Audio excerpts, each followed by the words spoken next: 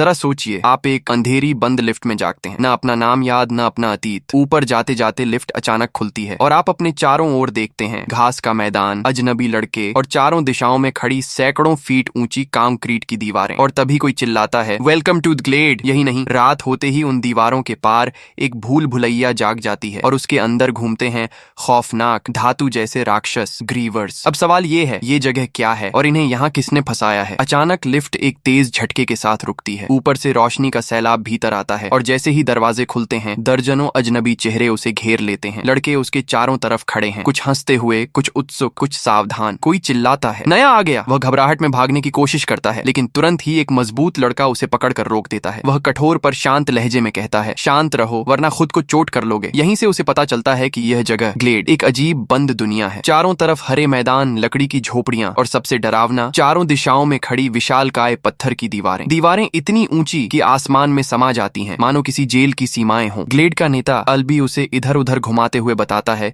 कि यहाँ हर लड़का अपने पिछले जीवन को भूल कर आया है। कोई अपना नाम नहीं याद रखता, कोई अपना परिवार नहीं। और ठीक उसी तरह धीरे धीरे नया लड़का भी अपनी यादों के धुंधलेपन को महसूस करता है। ऊंची दीवारों में से एक में एक विशाल पत्थर का दरवाजा है जो सूरज ढलने के समय अपने आप बंद हो जाता है। अल्बी उसे चेतावनी देते हुए कहता है, ये है मेज का दरवाजा। रात होते ही यह बंद हो जाता है और मेज के अंदर रात में ग्रीवर्स घूमते हैं जो किसी को भी जिंदा नहीं छोड़ते। ये सुनते ही उसके शरीर में एक ठंडी लहर दौड़ जाती है। कुछ समय बाद अचानक उसके दिमाग में एक शब्द चमकता है, थॉमस। हाँ, यह उसका नाम है। उसकी सारी भूल चुकी पहचान में बस इतना ही बचा है। लेकिन रात होते ही ग्लेड की शांत हवा में दूर से आने वाली घुरघुराती आवाजें माहौल को कंपाती हैं, कुछ मशीन जैसा, कुछ जानवर जैसा। लड़के कहते हैं, ये ग्रीवर्स की आवाज है। थॉमस डरते हुए भी उन आवाजों से आकर्षित महसूस करता है, जैसे मेज उसे खींच रहा हो। अगले दिन अल्बी उसे ग्लेड के नियम समझाता है। हर किसी का एक काम है, कोई खेती करता है, कोई खाना बनाता है, कोई निर्माण, और सबसे खतरनाक काम है रनर बनना,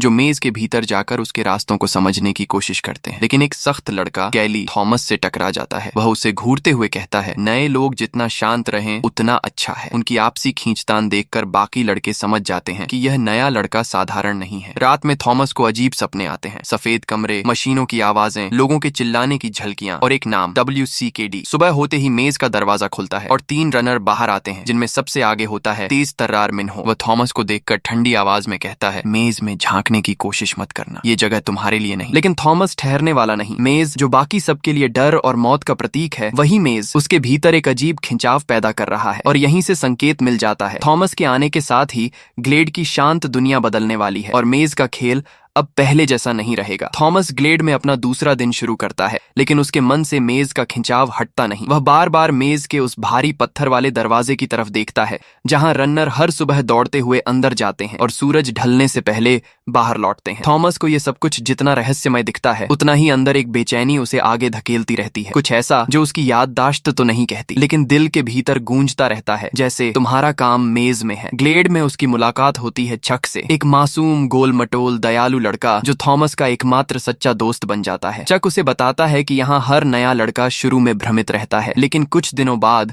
हर कोई अपनी भूमिका पा लेता है। पर थॉमस को लगता है कि वह अपनी भूमिका खुद ढूंढने वाला है और वो भूमिका शायद किसी को पसंद न आए। धीरे धीरे थॉमस समझने लगता है कि ग्लेड सिर्फ एक रहने की जगह नहीं, एक सिस्टम है जहाँ हर दिन लड़कों को लिफ्ट के जरिए सामान मिलता है, खाना, कपड़े, औजार, और हर महीने एक नया लड़का। यानी कोई इन्हें यहाँ ऊपर से भेज रहा है और कोई लगातार इन्हें जिंदा रहने लायक चीजें सप्लाई कर रहा है। तो ये सब कर कौन रहा है, क्यों, और मेज किसने बनाया? इन सवालों के जवाब किसी को नहीं पता। ग्लेड के बीच एक बड़ी मीटिंग होती है जिसमें हर लड़के की भूमिका तय होती है। थॉमस को उम्मीद है कि उसे रनर बनने का मौका मिलेगा, लेकिन अभी उसके लिए यह अनुमति बहुत दूर है। मिन्हो, जो मेज का सबसे तेज और स्मार्ट रनर है, थॉमस को लगातार दूर रहने की चेतावनी देता रहता है। कहता है, मेज मजाक नहीं है, अगर तुम एक बार भी रास्ता भूल गए तो तुम वापस नहीं आ पाओगे। लेकिन थॉमस को जो खिंचाव महसूस होता है, उसे करके दिखाए बिना रुकना संभव ही नहीं। कुछ दिन बाद ग्लेड में अचानक हलचल मचती है। मेज से 2 रनर लौट रहे हैं, लेकिन उनमें से एक, अल्बी, बेहोश है और जख्मी। मिन्हो उसे कंधे पर उठाए बाहर भाग रहा है। ग्लेड के लड़के घबराकर पास आते हैं और देखते हैं कि अल्बी के शरीर पर गहरी नीली नसें उभर आई हैं,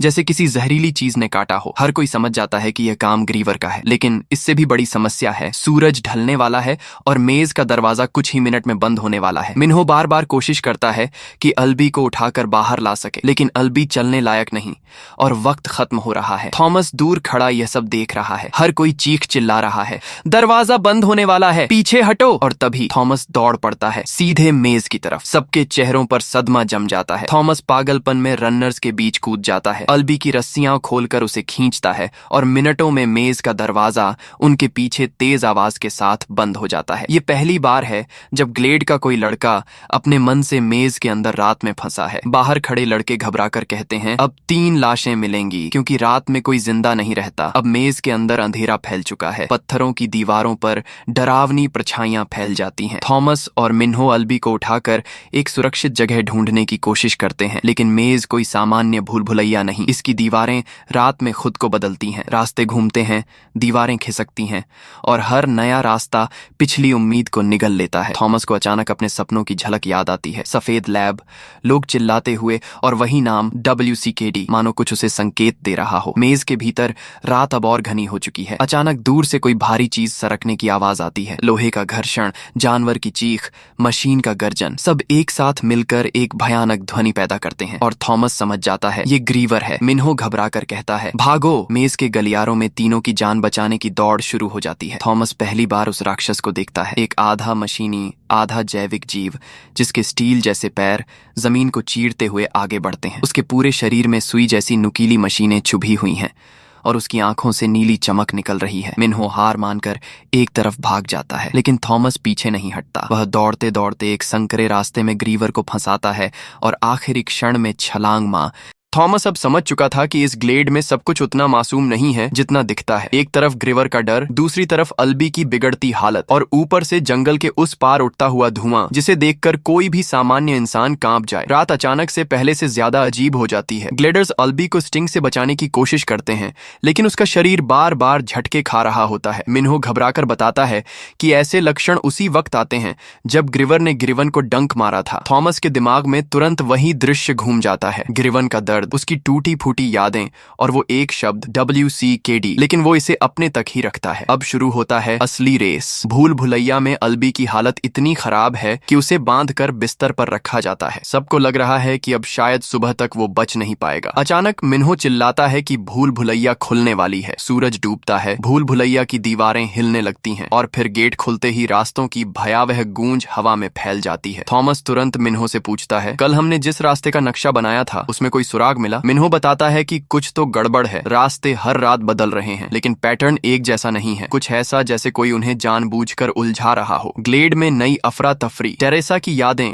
टेरेसा अचानक नींद से जागती है और अपने हाथों में पकड़ा एक कागज थॉमस के मुंह पर फेंकती है। कागज पर लिखा है, सब कुछ बदल गया है और इसका कारण तुम हो। बाकी लड़के डर जाते हैं। कोई कहता है, ये लड़की शुरू से ही अजीब है। दूसरा फुसफुसाता है, कहीं ये WCKD की जासूस तो नहीं? टेरेसा को कुछ याद नहीं, लेकिन वो चौंकाती है जब कहती है, मुझे तुम्हारा नाम पता था। इससे पहले भी थॉमस का दिल धड़क जाता है। दिमाग में धुंधली सी तस्वीरें घूमती हैं, कोई लैब, कोई कांच की दीवारें, वैज्ञानिक, एक लड़की, लेकिन चेहरा साफ नहीं। भूल भुलैया में रहस्यमयी खोज। मिन्हो और थॉमस अगली सुबह फिर भूल भुलैया में निकलते हैं। रास्ते बदल चुके हैं और इस बार आवाजें पहले से ज्यादा डरावनी हैं। दीवारों पर खरोंचे, नीचे किसी घसीटने के निशान, कहीं कहीं काले तरल के छींटे। और तभी दोनों देखते हैं एक ग्रीवर जो आधा मरा हुआ दीवारों में फंसा है। ये पहली बार है जब कोई ग्रीवर इस हालत में मिला है। मिन्हो सावधानी से उसके शरीर पर लगे किसी मैकेनिकल पार्ट को देखता है और एक छोटा सा डिवाइस निकालता है। उस डिवाइस पर एक कोड लिखा होता है और साथ में एक शब्द WCKD सेक्शन 7। थॉमस का दिल फिर से वही पुरानी यादें धकेलने लगता है। टेरेसा, लैब, सफेद चमकदार कमरे, लेकिन वो कुछ भी पूरी तरह याद नहीं कर पाता। ग्लेड में विद्रोह, अब यहाँ कोई सुरक्षित नहीं। ग्लेड वापस लौटते ही सबको पता चलता है अल्बी का इलाज काम नहीं कर रहा, वो पागल होने लगा है। वो थॉमस को देखकर चिल्लाता है, यहाँ आने की गलती तुम हो, सबको खतरा तुमसे है। बाकियों को अब शक और गहरा जाता है। गैली भीड़ के बीच खड़ा होकर जोर से बोलता है, जब से ये लड़का आया है सब गलत हो रहा है। भूल भुलैया बदल रही है, ग्रीवर बार बार दिख रहे हैं, हमें इससे छुटकारा चाहिए। थॉमस कुछ कह नहीं पाता। उसे खुद भी लगने लगा है कि उसकी यादों में छिपा सच शायद किसी बड़े खतरे से जुड़ा हुआ है। टेरेसा बताती है, असली सूत्रधार कौन है? थॉमस रात को टेरेसा से मिलने जाता है। वो बताती है कि उसे भी वही चमकती हुई लैब याद आती है, कांच की दीवारों के पीछे बैठे वैज्ञानिक और एक बड़ी स्क्रीन जिस पर लिखा होता था WCKD is good, विकेड अच्छा है। थॉमस को यह सुनकर झटका लगता है। यह वाक्य उसके सपनों में भी गूंज चुका है। टेरेसा बताती है कि शायद उन्हें यहाँ भेजने वाला कोई दुश्मन नहीं बल्कि कोई विज्ञान संस्थान है जो उनके दिमाग को किसी परीक्षण की तरह प्रयोग कर रहा है। थॉमस एक क्षण के लिए चुप रह जाता है। क्या वे सब चूहे की तरह किसी के प्रयोग का हिस्सा हैं? क्या भूल भुलैया सिर्फ एक विशाल लैब है? कहानी अब अपने खतरनाक मोड़ पर मिन्हो थॉमस को बताता है कि जिस डिवाइस पर कोड लिखा था वह दरअसल भूल भुलैया के किसी मुख्य कंट्रोल रूम की ओर इशारा करता है। यानी भूल भुलैया किसी सिस्टम द्वारा नियंत्रित की जा रही है, और अगर सिस्टम है तो सिस्टम को तोड़ा भी जा सकता है। पर इससे पहले कि वे कोई योजना बनाते, रात अचानक बदल जाती है। दीवारें बंद नहीं होती, ग्लेड खुला रह जाता है और दूर अंधेरे में कई ग्रिवरों की चीखें गूंजने लगती हैं। सब लड़कों की सांसें रुक जाती हैं। ग्रिवर का पहला सामना थॉमस और मिन्हो अब सीधे भूल भुलैया के अंदर है। सड़कें घूम रही हैं, दीवारें अचानक बदल रही हैं और वहीं ग्रिवर उनके सामने आता है। पूरा मशीन और जीव का अजीब मिश्रण, पैरों और हाथों पर नुकीले धातु के टुकड़े, नीली चमकती आंखें। मिन्हो कहता है धीरे, ध्यान से, कहीं फंस न जाएं, लेकिन ग्रिवर हमला कर देता है। थॉमस इंस्टिंक्टिवली कूदता है और पहली बार महसूस करता है कि उसके अंदर पहले से कहीं ज्यादा हिम्मत और फुर्ती है। टेरेसा का रहस्य खुलता है वहीं। टेरेसा ग्लेड में अकेली बैठकर अपने अतीत की झलक याद करती है। वो समझती है कि WCKD ने सिर्फ उनकी यादें नहीं छीनी बल्कि उनके दिमाग में मेज के कोड और पैटर्न छिपा दिए। यानी हर नया लड़का, हर रनर एक परीक्षण का हिस्सा है। थॉमस को यह सच धीरे धीरे समझ में आता है। मेज सिर्फ एक भूल भुलैया नहीं, यह उनका जिंदा प्रयोगशाला है। टेरेसा बताती है कि अगर वे मेज को समझ लें तो ग्रिवर और WCKD दोनों से बाहर निकलने की राह मिल सकती है। मिन्हो और थॉमस की योजना। मिन्हो थॉमस को समझाता है कि ग्रिवर से बचने का एक ही तरीका है, मेज के बीचों बीच स्थित मुख्य कंट्रोल रूम तक पहुंचना। उस डिवाइस पर लिखा कोड उन्हें उसी रूम का रास्ता दिखा सकता है। लेकिन इसमें खतरा बहुत बड़ा है क्योंकि ग्रिवर हर गलियारे में छुपा है और मेज हर रात बदल रहा है। थॉमस कहता है अगर हम देर करेंगे तो ग्लेड के बाकी सब लड़के भी फंस जाएंगे। मिन्हो सिर हिलाता है तो चलो, अब समय खत्म हो गया है, अब या कभी नहीं। मेज में दौड़ और संघर्ष। थॉमस, मिन्हो और कुछ रनर्स तुरंत भूल भुलैया में प्रवेश करते हैं। रास्ते अचानक बदल जाते हैं, दीवारें उनके पीछे बंद हो जाती हैं और ग्रिवर हमला करता है। थॉमस पहली बार महसूस करता है कि उसका दिमाग और शरीर पहले से तेज है। वो जानता है कि अगर किसी को भी पीछे छोड़ दिया तो सबको मौत मिल सकती है। वे दौड़ते हैं, झुकते हैं, कूदते हैं और कभी कभी उलझते हैं। रास्तों में नीली रोशनी चमकती है, ग्रिवर की मशीनें हर तरफ खटकती हैं। थॉमस अचानक याद करता है कि अपने सपनों में जो कोड देखा था वही उन्हें रास्ता दिखा सकता है। वो डिवाइस निकालता है और मेज के जटिल नक्शे को पढ़ने लगता है। अंतिम क्षण की थ्रिल जैसे ही वे मुख्य कंट्रोल रूम के पास पहुंचते हैं, एक ग्रिवर अचानक उनके सामने आ जाता है। मिन्हो हमला करने वाला है लेकिन थॉमस रुक जाता है। वो ग्रिवर की कमजोर जगह पहचानता है और सही समय पर हमला करके उसे रोक देता है। सभी थक चुके हैं, सांसों की आवाज तेज है, लेकिन वे कंट्रोल रूम में पहुंच जाते हैं। वहां उन्हें एक पैनल मिलता है जिस पर एक बड़ी स्क्रीन पर लिखा है वेलकम टू द मेज कंट्रोल रूम। थॉमस को एहसास होता है कि अब उन्होंने पहली बार मेज का केंद्र देखा है। यह जगह केवल ग्रिवर को नियंत्रित नहीं करती बल्कि WCKD की सारी योजनाओं का मूल है। थॉमस का नया उद्देश्य। थॉमस समझता है कि अब उनका काम सिर्फ जीवित बचना नहीं है, उनका उद्देश्य है ग्लेड के बाकी लड़कों को बचाना, मेज को समझना और WCKD की योजनाओं का पर्दाफाश करना। टेरेसा और मिन्हो भी उसके साथ खड़े हैं। सबकी आंखों में एक ही चमक है, बचने और मेज को मात देने की। यहीं से कहानी नए मोड़ पर पहुंचती है। अब थॉमस सिर्फ एक नया लड़का नहीं, वो वह लड़का है जो भूल भुलैया का रहस्य उजागर करने वाला है।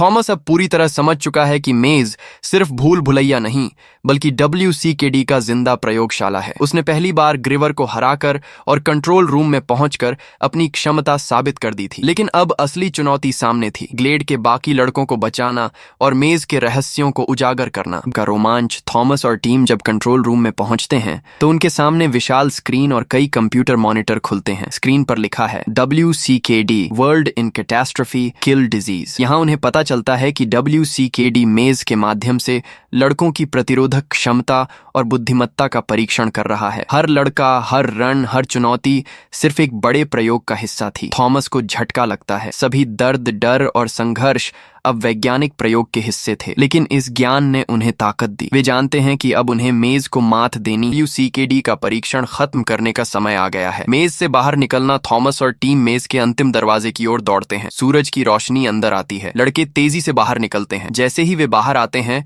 उनकी आंखों के सामने खुली दुनिया होती है। नया आकाश, हरी भरी जमीन और हवा की ताजगी। सबको एहसास होता है कि उन्होंने न केवल मेज को पार किया, बल्कि WCKD के छुपे रहस्यों का सामना किया और उसे चुनौती दी। टेरेसा और थॉमस का संवाद। टेरेसा थॉमस से कहती है, हम सिर्फ जीवित नहीं रहे, हमने मेज को हराया। थॉमस मुस्कुराता है और जवाब देता है, यह सिर्फ शुरुआत है। WCKD अभी भी बाहर है, लेकिन हम तैयार हैं। दोनों समझते हैं कि मेज सिर्फ एक जगह नहीं थी, यह उनका परीक्षण, साहस और एकता का प्रतीक थी। समापन और संदेश। ग्लेडर्स अब बाहर हैं, वे सुरक्षित हैं, लेकिन जानते हैं कि WCKD की दुनिया में खतरे अभी खत्म नहीं हुए। फिल्म हमें यह संदेश देती है कि साहस, दोस्ती और समझदारी के साथ किसी भी चुनौती को हराया जा सकता है। थॉमस की यात्रा ये दिखाती है कि डर से भागना आसान है, लेकिन डर का सामना करना और दूसरों की मदद करना असली। ये थी द मेज रनर 2014 की पूरी कहानी। एक युवा लड़के की साहसिक यात्रा, एक रहस्यमयी भूल भुलैया और विज्ञान की दुनिया के छिपे हुए रहस्यों की कहानी। अगर आपको यह वीडियो पसंद आया तो चैनल को सब्सक्राइब करें और बेल आइकन दबाएं ताकि आप हमारी अगली कहानी भी मिस न करें।